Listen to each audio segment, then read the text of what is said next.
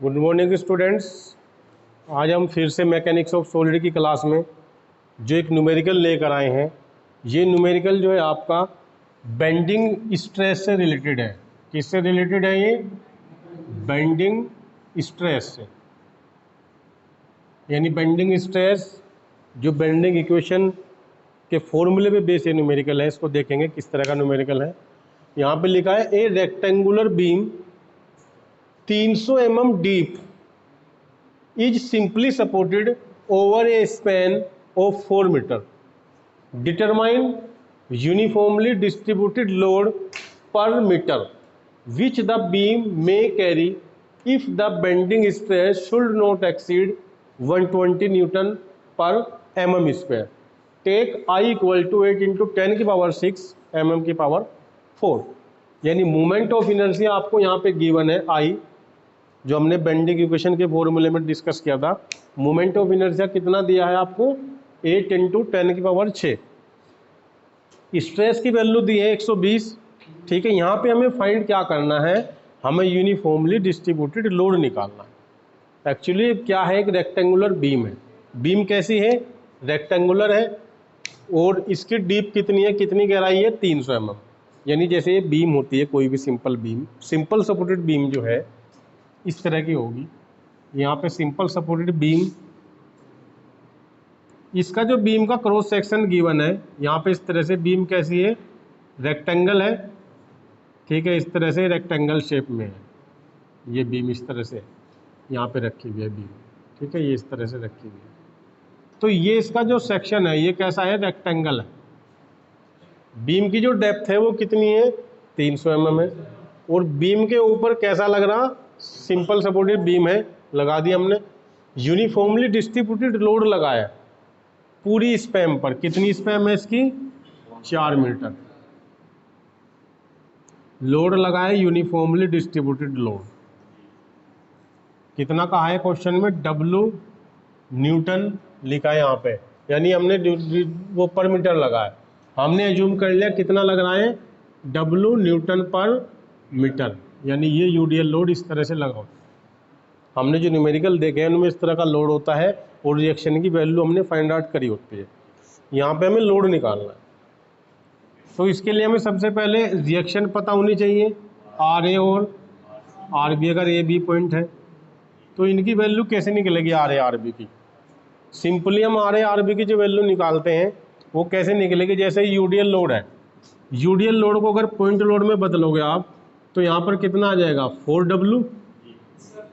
4W आ जाएगा। यहाँ पे ए पॉइंट और बी पॉइंट। एक चीज़ आपको पता होनी चाहिए कि जब लोड सेंटर में लगा है, लोड कहाँ पे लगा है?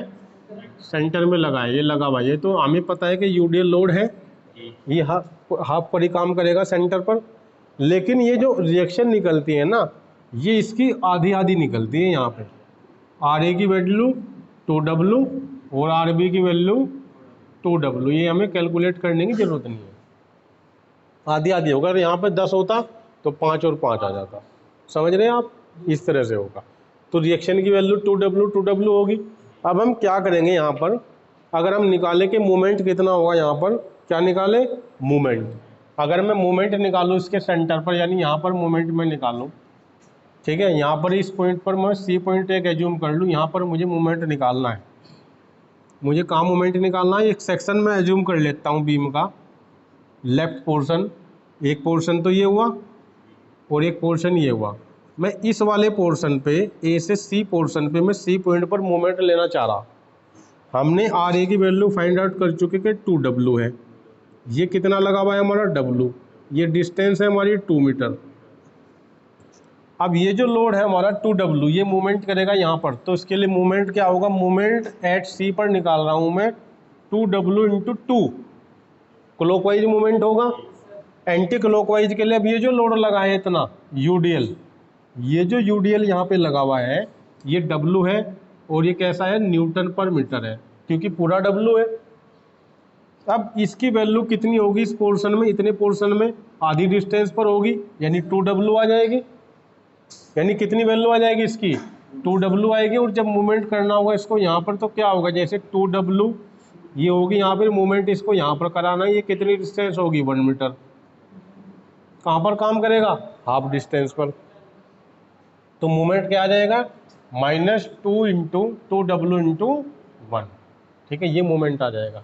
तो मूवमेंट कितना आ गया यहाँ पर, 2W निकल के मूवमेंट आ गया, ठीक है, 2W। और यूनिट क्या होती है मूवमेंट की, न्यूटन मीटर। यहाँ पे ये 4W हो गया, 4W में से 2W माइनस हो गया तो कितना बचा, 2W। इतनी बात समझ में आ गई कि हमने मूवमेंट लिया है इस पॉइंट पर, इसको मूवमेंट कराया यहाँ पर, तो 2W इंटू 2। और जब ये वाला जो लोड है हमारा W का लगा हुआ है, तो W को जब इसकी वैल्यू निकाल लेंगे हम UDL के पॉइंट लोड में, तो W इंटू टोटल डिस्टेंस होती है यानी 2W। और ये कहाँ पर काम करता है, सेंटर पर काम करता है। और डिस्टेंस इसकी मूवमेंट के लिए कितनी बचेगी, 1 मीटर। तो इसलिए 1 मीटर से यहाँ पे हमने मल्टीप्लाई कर दिया है, मोमेंट की वैल्यू फाइंड आउट हो चुकी है। हमें पता है सॉल्यूशन में के क्वेश्चन में हमें गिवन है कि स्ट्रेस की वैल्यू यहाँ पे दी है, नोट शुड बी इतनी, कि इससे ज़्यादा स्ट्रेस नहीं हो सकती। स्ट्रेस हमें गिवन है अकॉर्डिंग टू क्वेश्चन। और हमें क्या गिवन है क्वेश्चन में, आई गिवन है, आई की वैल्यू 8 इंटू 10 की पावर 6, ये गिवन है हमें, ये हमें क्वेश्चन में गिवन है। और हमें क्वेश्चन में क्या गिवन है,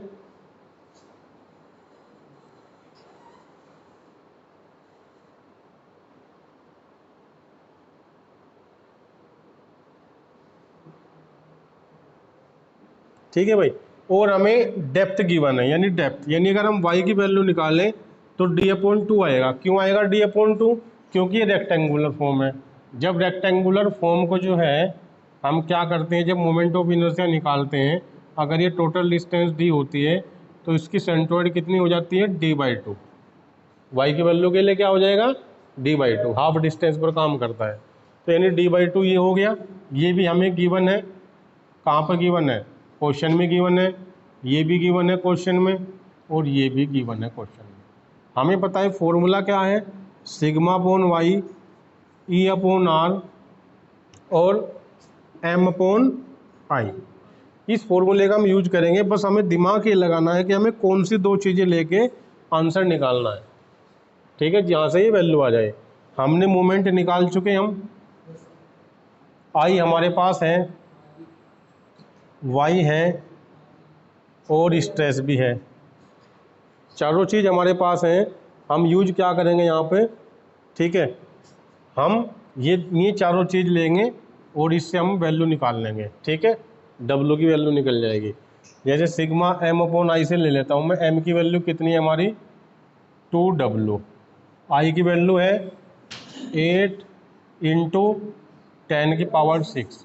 एक और चीज़ हमें करनी है यहाँ पर, कि जो 2W लिखा है न्यूटन मीटर, इसको हमें किस में बदलना है, इसको हमें 1000 से मल्टीप्लाई करेंगे और ये किस में आ जाएगा, न्यूटन mm में आ जाएगा, ठीक है, न्यूटन mm में आ जाएगा, क्योंकि हमारे पास ये mm में है आई की वैल्यू, ठीक है, इस तरह से। और इसकी वैल्यू जब निकालेंगे ये आ जाएगा इसके इक्वल में। अब इसके बराबर में सिग्मा, सिग्मा की वैल्यू कितनी है स्ट्रेस की, 120। और इधर कितना है ये वाई, वाई की वैल्यू कितनी है भाई, डी हमारे पास कितना है, डेप्थ 300, तो 300 डिवाइडेड बाई 2 150, तो 150 आ गया। और डब्ल्यू की वैल्यू हम फाइंड आउट करेंगे यहाँ से, ये यहाँ पे कर देंगे भाई, ठीक है, मल्टीप्लाई करेंगे तो कितनी वैल्यू आएगी, 120/150 गुणा 8 इंटू 10 की पावर 6, ठीक है, और डिवाइडेड बाई 2 आ जाएगा ये, क्योंकि W के साथ में है ना 2। ये क्वेश्चन समझ में आ गई, यहाँ तक हो गया काम इतना। अब इसकी वैल्यू निकालेंगे हम, ठीक है, कितनी वैल्यू आएगी, इसको कैलकुलेट करेंगे कैलकुलेटर से। अब हमारा काम क्या है, कैलकुलेटर का, ठीक है, ये हमारा कितना आएगा, 3200 न्यूटन मीटर आ जाएगा, ठीक है, 3200 न्यूटन मीटर आ जाएगा, ठीक है भाई। यहाँ पे ये आंसर होगा। क्वेश्चन समझ में आ गया, मुझे बताओ भैया, कोई डाउट है,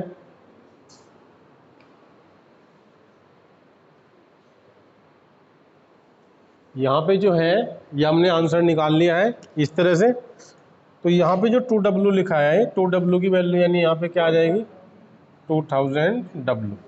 यहाँ पे ये मिस्टेक हो गई थी, बाकी सब ठीक है, ये वैल्यू इसकी आ जाएगी। Okay, thank you.